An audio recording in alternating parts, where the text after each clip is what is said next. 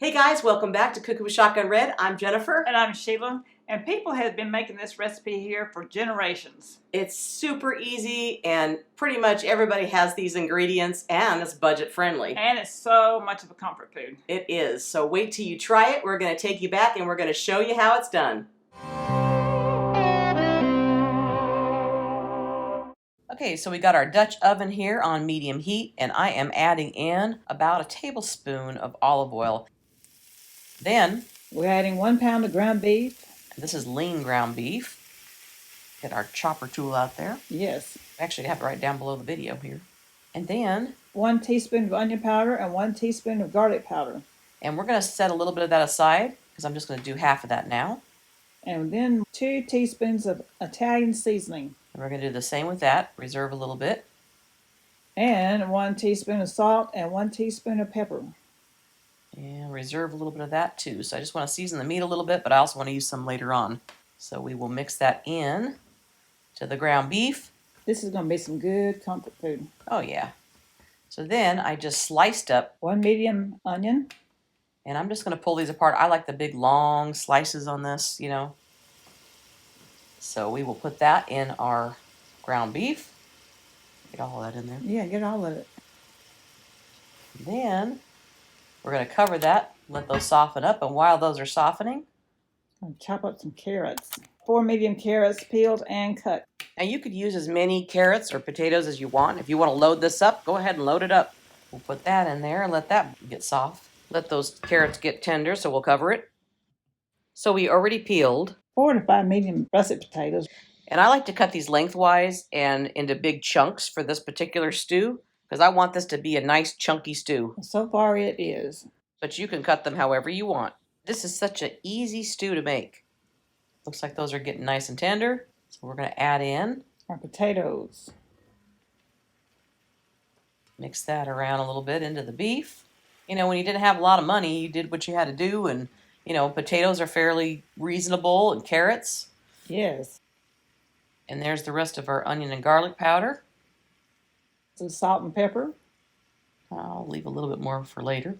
Salt and pepper goes a long way, don't it? I just want to get the potatoes seasoned as well. And the rest of our Italian seasoning. We'll mix that all in.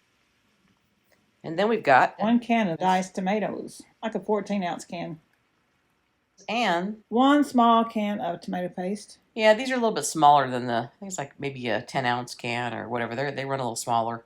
You know, a lot of times, you know, you could use that tomato paste with some liquid and it really makes a great broth for whatever you're making. And it has a lot of flavor in it. So we're going to add 2 cups of beef stock. Now, if you don't have beef stock, you could use water. You could take a little bit of the granulated beef bouillon or whatever you have on hand. I don't know if you can hear it, but my dog's over there munching on a bone or something. He's looking at you like, hurry up. He's like, that stew smells awfully good. Can I have some, Mom? You probably can hear it. So we're going to cover it, let it cook on low for about 10 minutes. All right, we covered it. Now, ooh, look at that. It's really thickening up. We're probably going to let this cook for another 20 minutes or so. Just want to make sure that those potatoes get fork tender and the carrots are nice and tender also. Look. And if it gets too thick, you can add a little bit more water or beef broth, whatever you got. So we're going to add about a 1/4 cup of water here because it is starting to get a little thick. As it cooks, the potatoes kind of thicken up the liquid in there. Soak up the liquid. Yeah, that's what I'm trying to say. You know what I'm trying to say, Sheila? Yeah. The potatoes add that starch to the water and it thickens up.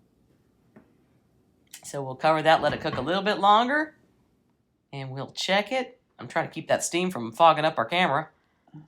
And it's boiling really good. Look at that. Delicious. That's a great way to feed a whole big family. And then one final step we're going to do here. 1 can of green beans. Got to have a little veggies in there. Yeah, a little bit more color. You can use any kind of veggie that you want. Canned, frozen, fresh. But since this is a budget-friendly stew we're making here, we're just adding a can of green beans. Now my dog's munching on some food over there. He's like, Mom, hurry up. That smells good. She got a new puppy. I know. He's so cute. Well, I think we need to serve some of this yummy stuff up. Now, there's my bowl. That's right. Break out the big bowls. Get you some bread and butter. Oh, this is something Steve would really like because he loved that bread and butter. I know he did. Yum. It smells so good. Scoop some into that bowl. Look at that. Now that is some comfort in a bowl. Yes, it is. Get you a pack of those Ritz crackers and just crumble them up in it, or Saltines or Oh, whatever yeah. you got. as Steve would say, Is this the best poor man stew you ever tried? If it ain't, it ought to be. We'll see you next time right here on Cooking with Shotgun Red. Bye. Well, that's Shishi and Jen, them two girls having too much fun. We hope you enjoy this recipe, and we really hope you subscribe to our channel. That's easy. Little Shotgun Red's face will pop up over here in a little bit. When you click on it, it'll say subscribe, then you're subscribed. Next to it will be a little notification bell. If you click that little bell, then YouTube will send you every single one of our recipes or a notification that we posted one as soon as it comes out. See you next time right here on Cooking with Shotgun Red. Is this the best? If it ain't, it ought to be.